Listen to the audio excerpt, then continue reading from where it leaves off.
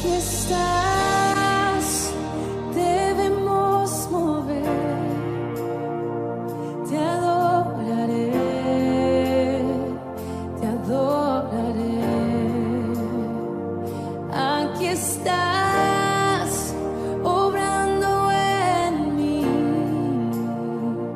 te adoraré, te adoraré. Aquí estás, debemos mover, te adoraré, te adoraré. Aquí estás, obrando en mí, te adoraré, te adoraré. Te llamamos milagroso, abres camino, cumples promesas, luz en tinieblas, mi Dios, así eres tú. Milagroso, abres camino, cumples promesas, luz en tinieblas, mi Dios, así eres tú. Aquí estás, sanando mi corazón, te adoraré, te adoraré. Aquí estás, tocando mi corazón, te adoraré, te adoraré. Te llamamos milagroso, abres camino, cumples promesas, luz en tinieblas, mi Dios, así eres tú. Milagroso, abres camino, cumples promesas, luz en tinieblas, mi Dios, así eres tú. Aquí estás, tocando mi corazón, te adoraré, te adoraré. Aquí estás, sanando mi corazón, te adoraré, te adoraré. Hoy y siempre te llamamos milagroso, abres camino, cumples promesas, luz en tinieblas, mi Dios, así eres tú. Milagroso, abres camino, cumples promesas, luz en tinieblas, mi Dios, así eres tú. Así eres tú. Así eres tú. Así eres tú. Así eres tú. Así eres tú.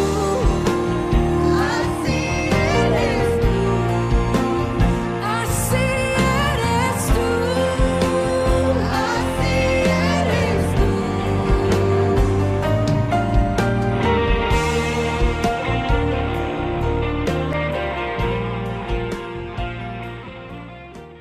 Muy buenos días, queridas hermanas, queridos hermanos, bienvenidos a este nuevo culto en esta mañana de domingo. Quiero dar gracias a Dios porque seguimos disfrutando de su favor, de su amor, de su cuidado y de salud también. Quiero decirles también que según la determinación del gobierno de la ciudad, hoy domingo ya estaríamos en condiciones de abrir las puertas de nuestro templo y recibir como máximo a 10, 15 o 20 personas, y esto dependiendo del tamaño y la distribución de cada templo.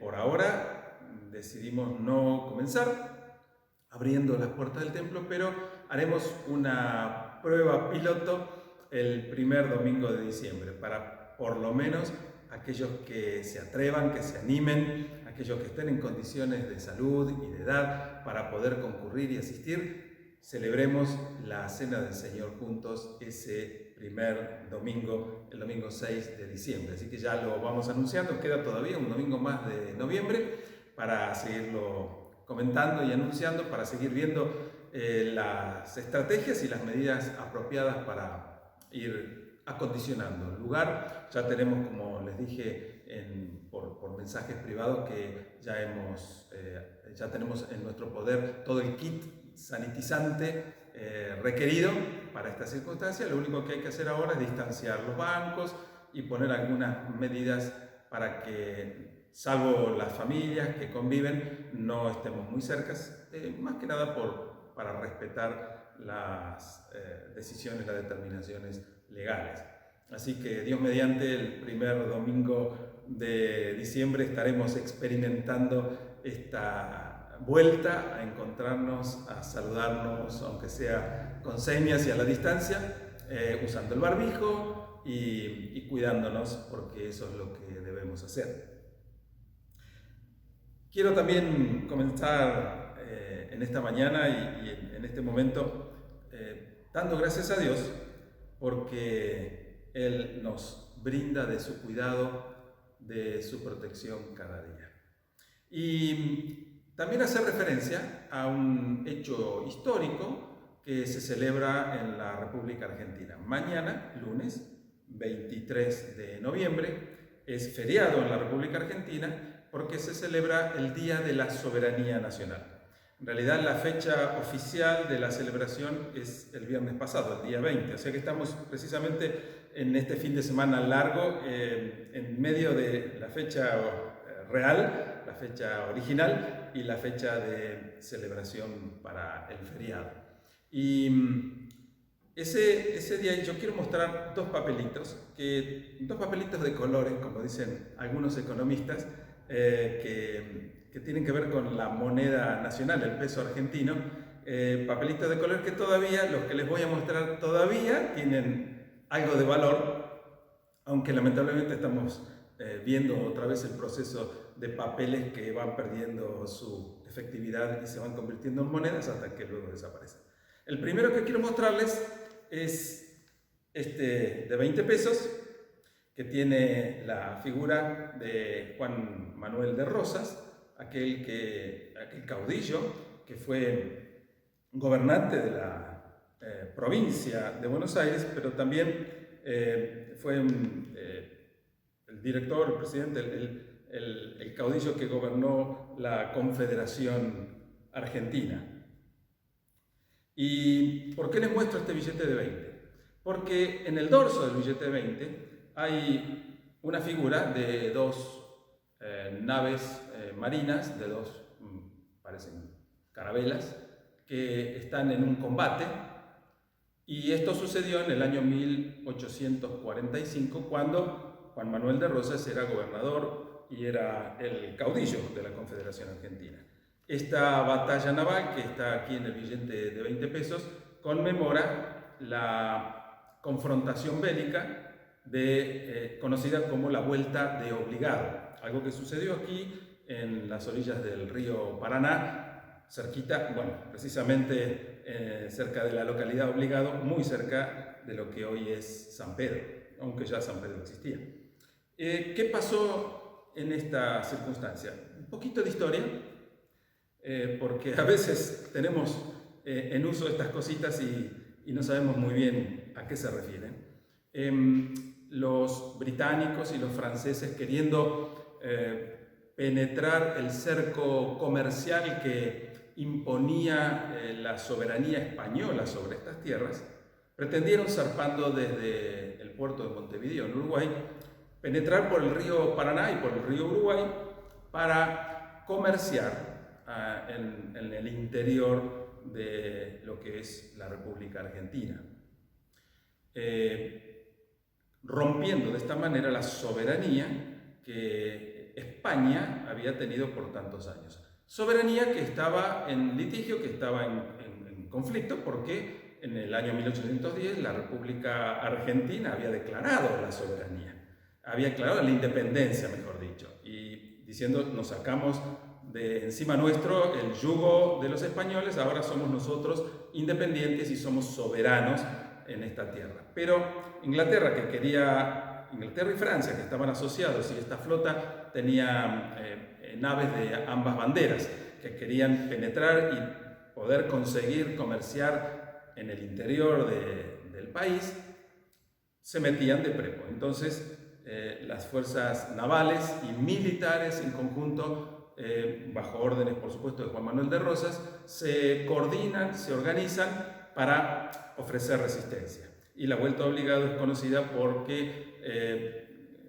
grandes estrategas de la guerra y de las batallas marinas habían puesto un encadenado que impedía el paso, sostenido con algunas barcazas que impedían el paso de las naves, pero a la vez tenían algunos barcos propios y artillería en la tierra para tirotear con las naves. Bueno, para hacer muy corta la historia, porque no se trata de ser historiador en esta mañana, no se gana esa batalla. El ejército argentino junto con la marina son superados, pero infringen grandes daños al enemigo y luego siguen en el interior, donde estos invasores pretendían encontrar cierto respaldo y cierto apoyo, encuentran que tienen todavía mucha más resistencia y desisten y regresan. Entonces, ese hito histórico quedó establecido como el momento de mayor y mejor resistencia que la nación argentina había ofrecido contra invasores tan poderosos como eran estas dos naciones avesadas en la guerra ultramarina y encima combinadas entre las dos, habiendo ofrecido una resistencia en tremenda inferioridad de condiciones.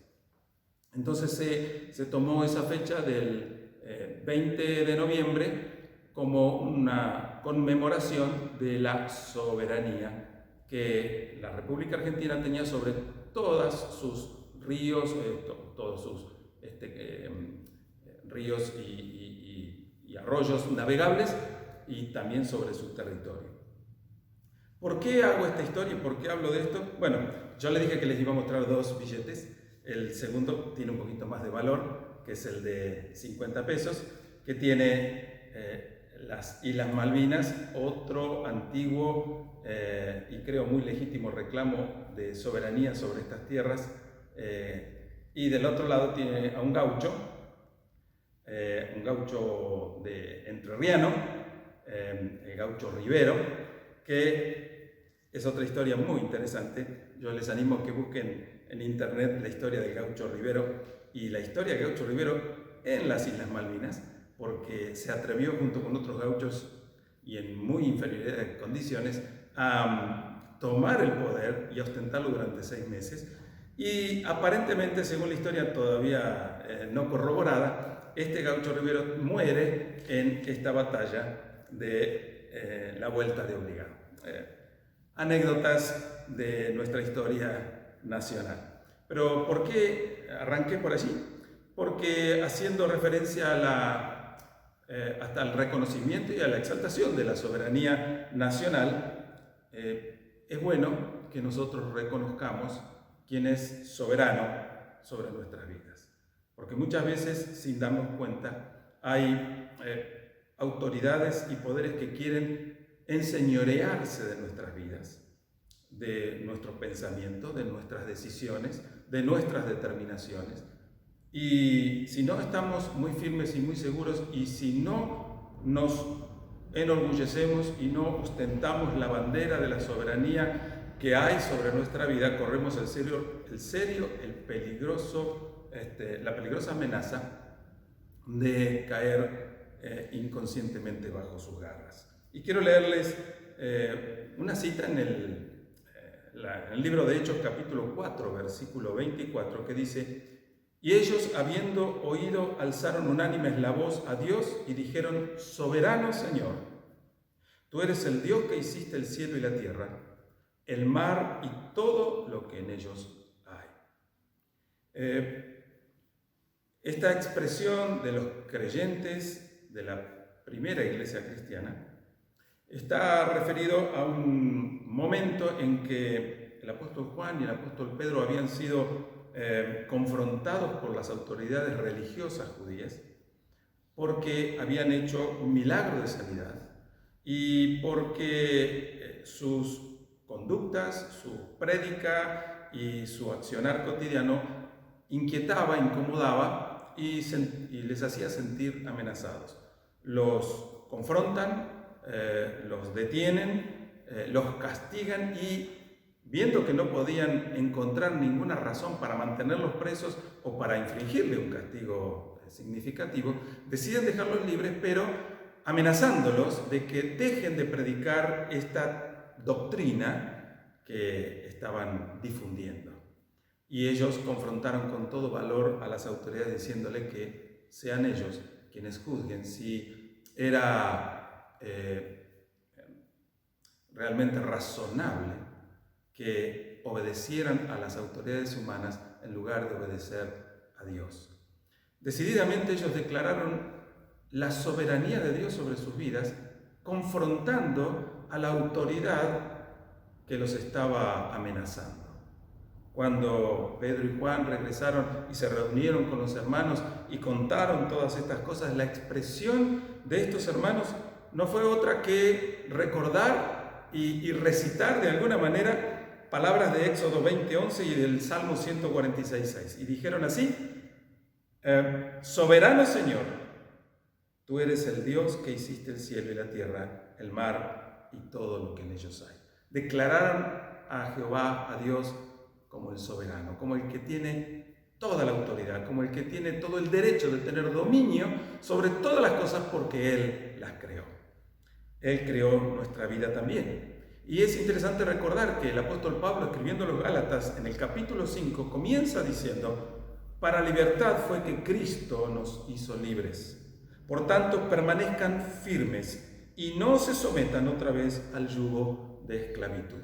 El Evangelio de Jesucristo, el Evangelio de salvación que Dios nos ha dado por medio de Jesucristo y por medio de cada uno de los discípulos y de los predicadores que fueron después, es que en Cristo y gracias a la obra de Dios por medio de Él, hemos sido libertados de la esclavitud del pecado y que debemos aprender a vivir en esa libertad con que Cristo nos hizo libres y que debemos aprender a permanecer firmes. La respuesta de los apóstoles Juan y Pedro al concilio fue: juzguen ustedes si es correcto que les obedezcamos a ustedes por más que nos amenacen o que obedezcamos a Dios, que es nuestro Señor, que es el soberano.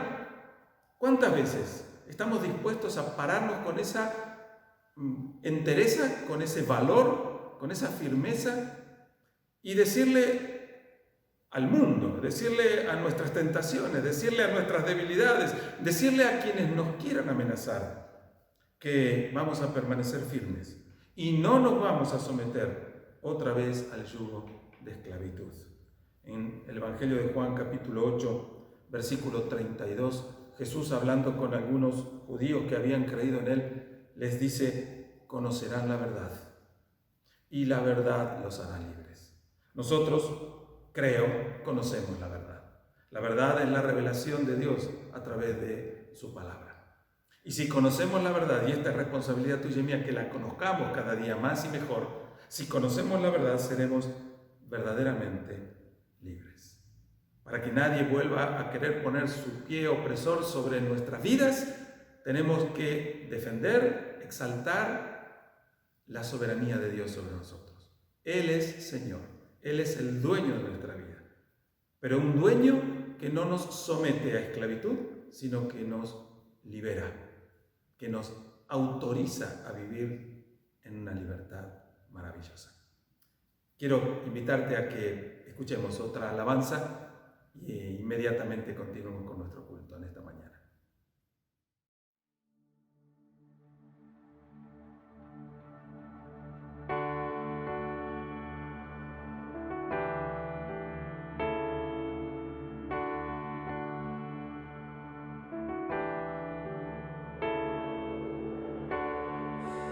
Quiero acercar, a tu lado estar, que el cielo sea real y la muerte negar.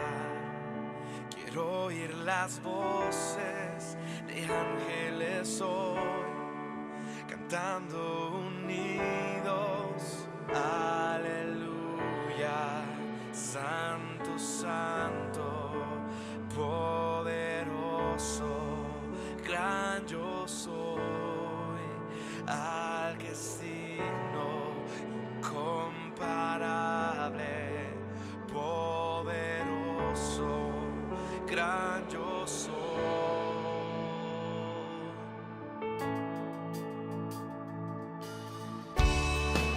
Me quiero acercar, a tu lado estar, al mundo amar y lo oscuro odiar, el valle de huesos de revivir, cantando unidos.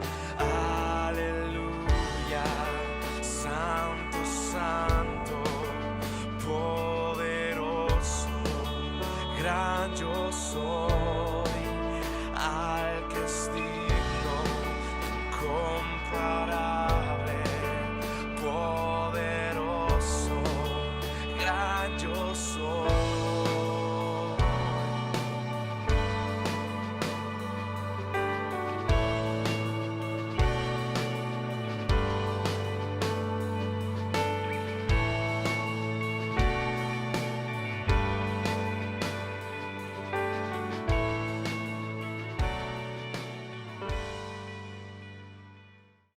Quiero invitarte a seguir la lectura en el Evangelio de Juan, capítulo 10, versículos 1 al 10. Ciertamente les aseguro que el que no entra por la puerta al redil de las ovejas, sino que trepa y se mete por otro lado, es un ladrón y un bandido. El que entra por la puerta es el pastor de las ovejas. El portero abre la puerta y las ovejas oyen su voz. Llama por nombre a las ovejas y las saca del redil. Cuando ya ha sacado a todas las que son suyas, va delante de ellas y las ovejas lo siguen porque reconocen su voz. Pero a un desconocido jamás lo siguen, más bien huyen de él porque no reconocen voces extrañas. Jesús les puso este ejemplo, pero ellos no captaron el sentido de sus palabras. Por eso volvió a decirles: ciertamente les aseguro que yo soy la puerta de las ovejas. Todos los que vinieron antes de mí eran unos ladrones y unos bandidos, pero las ovejas no les hicieron caso. Yo soy la puerta. El que entre por esta puerta, que soy yo, será salvo. Se moverá con entera libertad y hallará pastos. El ladrón no viene más que a robar, matar y destruir. Yo he venido para que tengan vida y la tengan en abundancia. Con esta lectura volvemos a abordar una de las ocasiones en las que Jesús se identifica con este nombre del yo soy. Como ya hemos dicho en los dos mensajes anteriores, una referencia teológica muy clara y contundente que hacía foco en el nombre de Jehová, en el nombre de Dios. Por lo cual, y ante el temor reverencial y religioso de no nombrar a Dios para no cometer el pecado de nombrarlo en vano, nadie mencionaba el nombre de Dios, nadie mencionaba Jehová o Yahvé, que en realidad no era el nombre de Dios, sino que era una conjunción de consonantes que significaban yo soy el que soy. Pero Jesús la usa, y la usa 7 veces al menos citadas en este Evangelio según San Juan, y en esta ocasión, hablando con sus seguidores, Él está diciéndoles: yo soy la puerta. Y pone el ejemplo de una puerta muy conocida por la mayoría de sus oyentes, o por todos sus oyentes, porque estaban en un ámbito de pastores, en un ámbito rural, y cualquiera de ellos sabía lo que era un redil de ovejas, y cualquiera sabía cómo era la vida y la conducta o la actitud de un pastor de ovejas. Sabían que el pastor de ovejas se levantaba bien temprano y ya preparaba a su rebaño para llevarlo a pastar. Y el buen pastor busca buenos pastos, tiernos pastos y buenas aguas para que su rebaño se alimente y se fortalezca, porque en eso está su negocio, en eso está su trabajo. Y lo que está diciendo Jesús en esta parábola o en esta ilustración es la diferencia de la voz entre el pastor y los ladrones y el reconocimiento que las ovejas tenían de ellos. Pero en realidad el foco del mensaje de Jesús no era ni el redil, ni el pastor, ni el trabajo del pastor, ni la agudeza auditiva de las ovejas para distinguir si la voz era la adecuada, la apropiada, la segura o la de un ladrón o salteador para huir.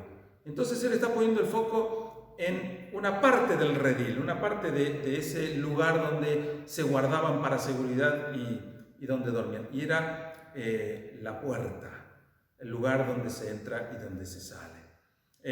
Nosotros conocemos básicamente como puerta o denominamos puerta a esa pieza de madera o de metal que se utiliza para cerrar el hueco por donde entramos y salimos. En realidad la puerta es el hueco, no es la tabla de madera o el metal. La puerta es el hueco. En realidad lo que llamamos puertas sería, el término correcto sería el cierra puerta, ¿no? Lo que bloquea la puerta. Y de hecho muchos rediles de pastores más humildes no tenían un cierra puerta físico, sino que la puerta era bloqueada con el mismo cuerpo del pastor o de los pastores, que se acostaban por el lugar donde se entraba y se salía, para que ninguna oveja pudiera salir sin que ellos lo notaran, por más dormido que estuvieran, o para que ningún ladrón pudiera entrar por allí o algún peligro para las ovejas. Jesús está identificando como la puerta. Y para nosotros, la puerta, ese espacio destinado para la entrada y la salida, como hacía referencia, entrada y salida de personas, de animales, de la mercancía, de lo que fuera. La puerta es ese espacio que permite el acceso a una propiedad o divide sectores dentro de la misma propiedad. Ahora, la puerta para nosotros es un tema de mucho cuidado y de mucha seguridad. Se dice que en algunas localidades en el interior del país uno puede irse a dormir dejando la puerta sin llave o sin candado y aún dejando la puerta abierta, permitiendo que conocidos y amigos y familiares puedan entrar y salir a su gusto sin necesidad de golpear, de llamar o de ser recibidos. Pero nosotros los que vivimos en ciudades más grandes, no solo tenemos puertas de mayor seguridad, sino que a veces hasta le ponemos 3 o 4 cerraduras diferentes.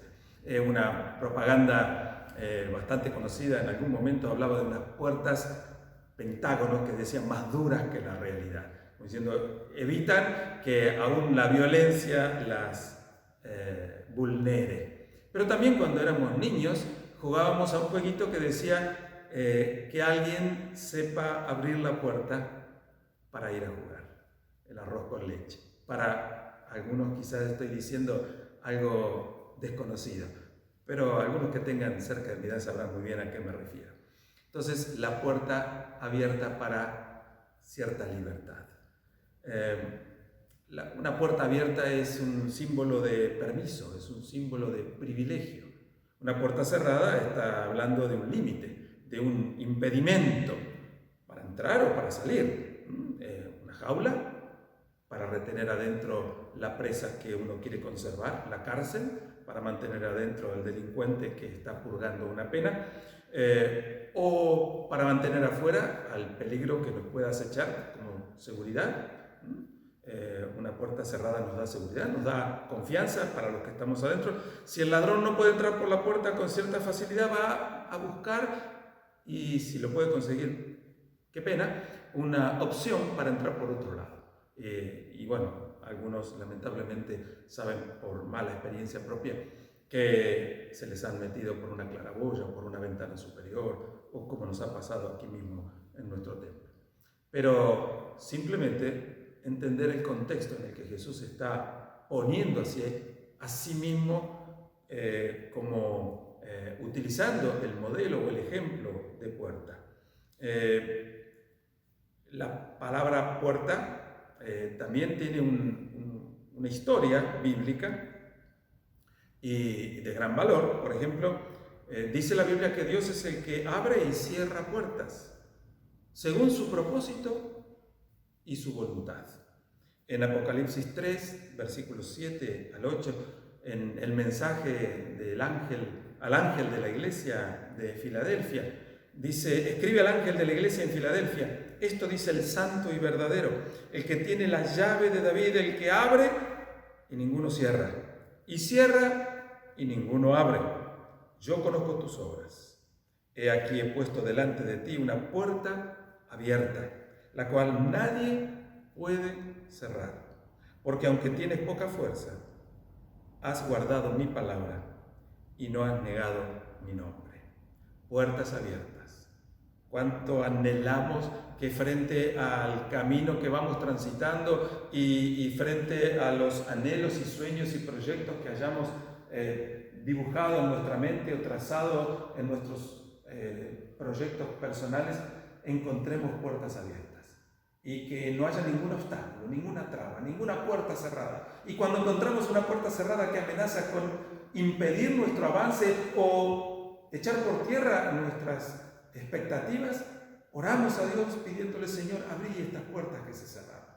Aunque los cristianos que ya peinamos canas, si es que tenemos la suerte de tener canas que peinar, sabemos que cuando Dios no abre una puerta y la mantiene cerrada, es mucho mejor resignarnos y darle gracias, porque no nos permita pasar por un lugar por el cual no nos conviene acceder.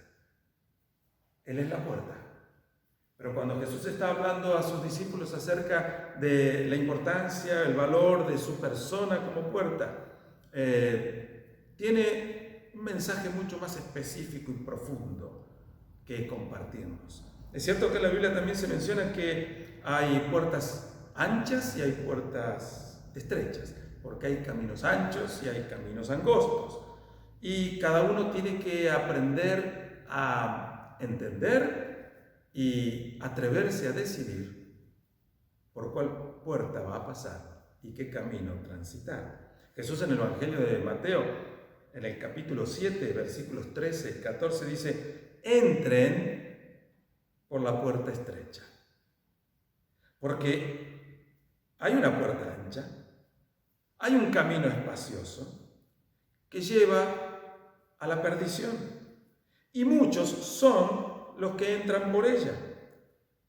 porque es estrecha la puerta y es angosto el camino que lleva a la vida, y pocos son los que la hallan.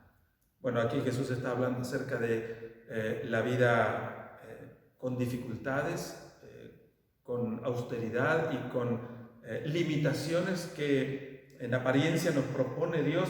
En realidad no es que sea austera ni limitada, sino que comparativamente con las facilidades, con las alegrías y con las oportunidades vanagloriosas que nos muestra el mundo y con la cual pretende tentarnos, la puerta y el camino que Dios nos propone nos parece feo, nos parece triste, nos parece inapropiado. Sin embargo, Jesús, utilizando la sabiduría espiritual, nos desafía a tomar la decisión que bendiga nuestra vida. No se dejen atraer por el oropel del mundo que nos seduce con sus cantos de sirena, con sus luces rimbombantes, con sus vidrieras espectaculares, pero que en definitiva el resultado que hay para nuestra vida no es bendición. Y Jesús está hablando de las puertas, porque las puertas son un centro de atracción para nuestra vida. Cuando hablamos de las puertas también podemos decir que es una tipología de Cristo en el Antiguo Testamento, como la puerta del arca de Noé o la puerta del tabernáculo. El primer ejemplo, en la puerta del arca de Noé, es un tipo o símbolo de salvación. El segundo ejemplo, el de la puerta del tabernáculo, es un símbolo de acceso y reconciliación con Dios. La puerta del arca era el único acceso para poder ser salvos del diluvio. El diluvio era un juicio de Dios a causa de la maldad y del pecado de la humanidad. Si no conoces la historia, te invito a buscarla en el libro de Génesis, en el capítulo 6 y 7, hasta el 11, mejor dicho. Por lo tanto, Dios encomendó a Noé la tarea de predicar, anunciar, proclamar que si bien el juicio de Dios estaba decretado y que llegaría el momento en que Él destruiría a la humanidad con un diluvio, desde el comienzo de la predicación de Noé hasta que se concretó el diluvio pasaron 100 años.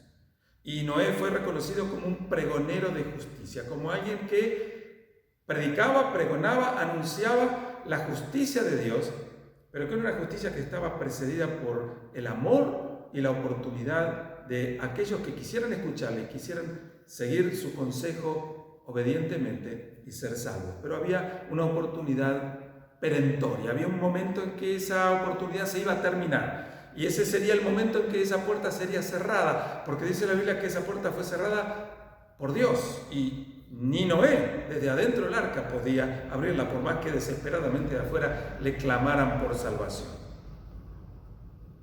Noé le predicó a esos antepasados, pero ninguno, salvo su familia, accedió a esa salvación. En aquellos días el único acceso para entrar en el arca y ser salvo era esa puerta. Y podríamos decir de una forma semejante en el día de hoy, hay una sola puerta para ser salvos y esa puerta se llama Jesucristo. Él dijo: yo soy la puerta. En el pasaje que leímos de San Juan capítulo 10, yo soy la puerta. El que entre por esta puerta, el que entra por mí, dice Jesús, será salvo. El que entre a través de mí será salvo.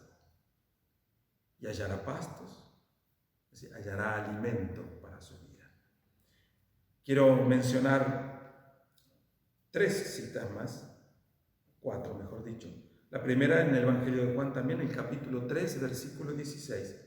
Que dice que de tal manera amó Dios al mundo que dio a su Hijo unigénito para que todo el que cree en Él no se pierda, sino que tenga vida eterna.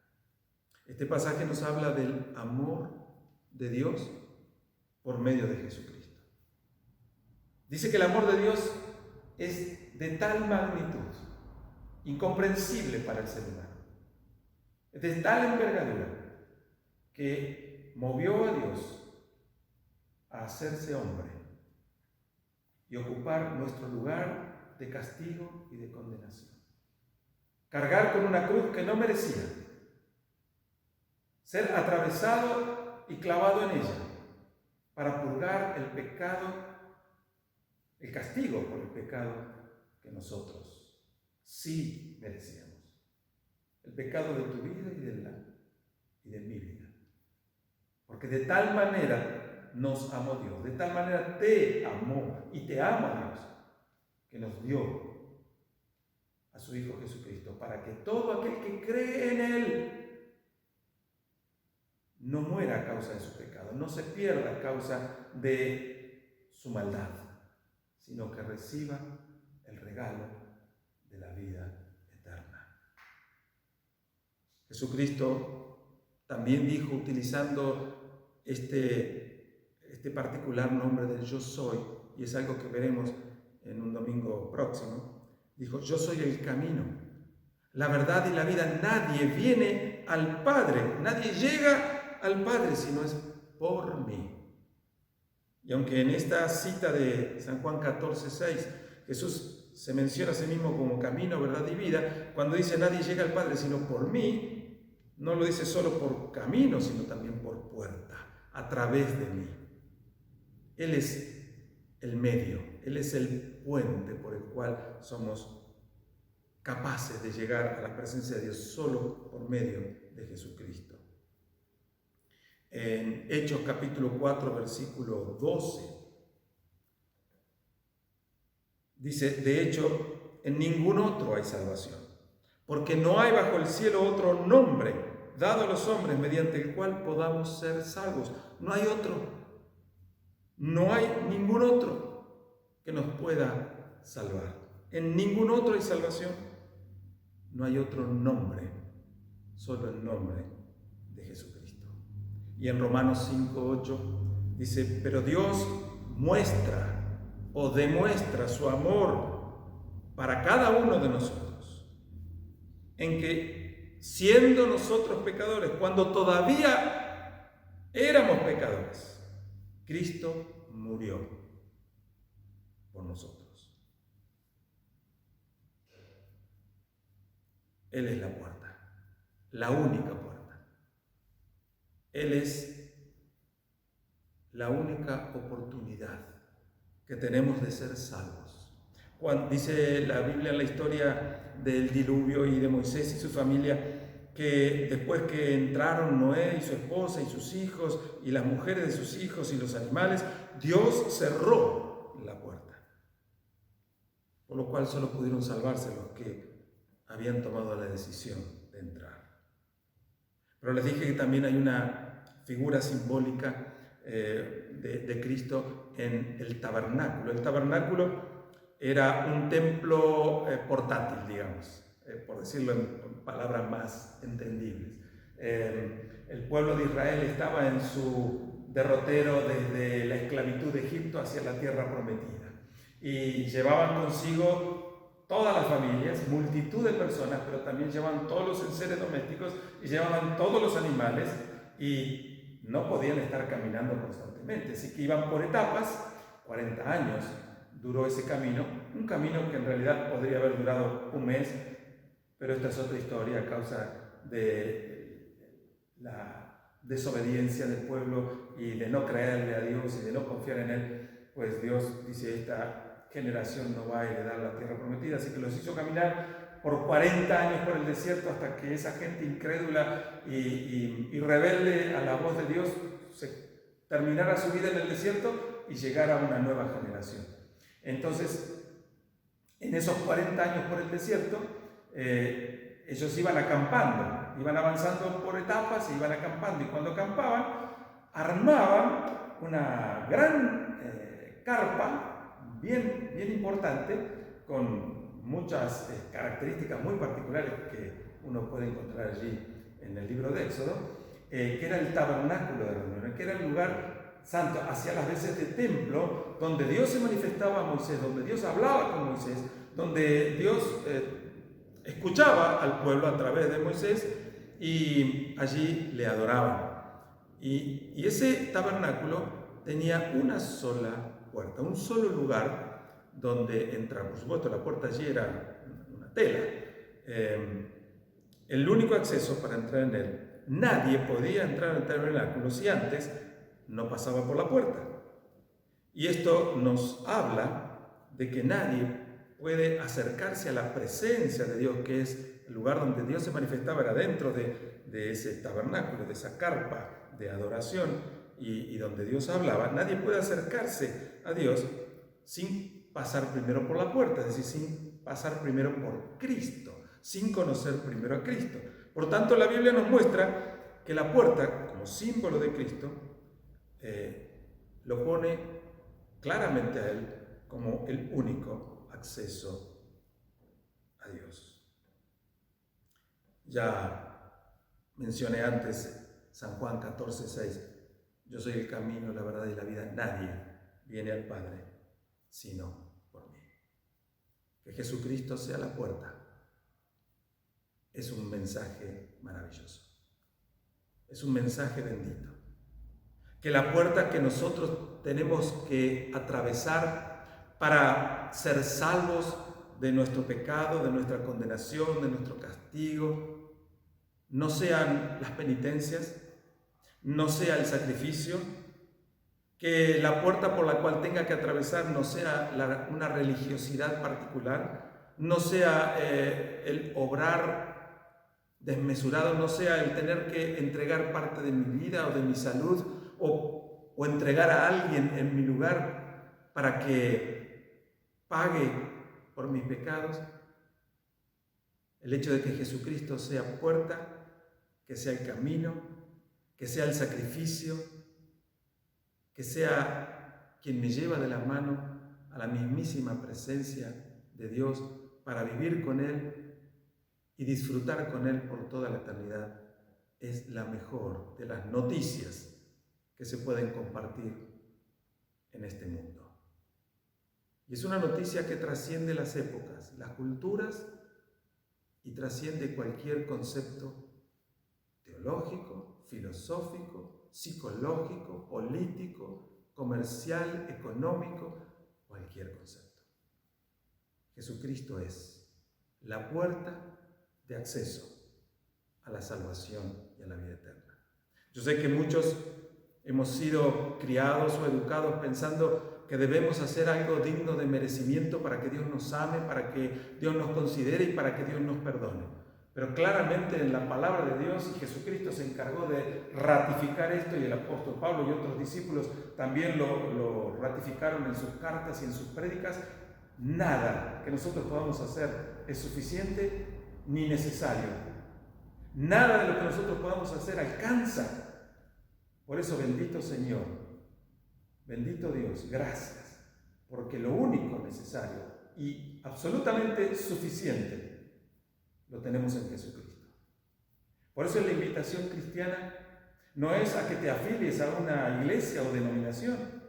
La invitación cristiana no es ni debe ser a que cumplas con ciertos requisitos, a que te congregues en tal o cual lugar, en tales o cuales fechas y en tales o cuales horarios, o que tengas que pagar penitencia de clamor y de oración arrodillado hasta que te sangren las rodillas, o que tengas que caminar tantos kilómetros para que tal santo o tal Dios te conceda el anhelo de tu corazón, o que tengas que hacer cualquier cosa que te haga pensar o sentir que sos digno de merecer el amor y el perdón y la gracia y la misericordia de Dios porque hiciste un sacrificio, porque el único sacrificio valedero, el único sacrificio que sirve es el que hizo Jesucristo cuando ocupó en aquella cruz tu lugar y mi lugar.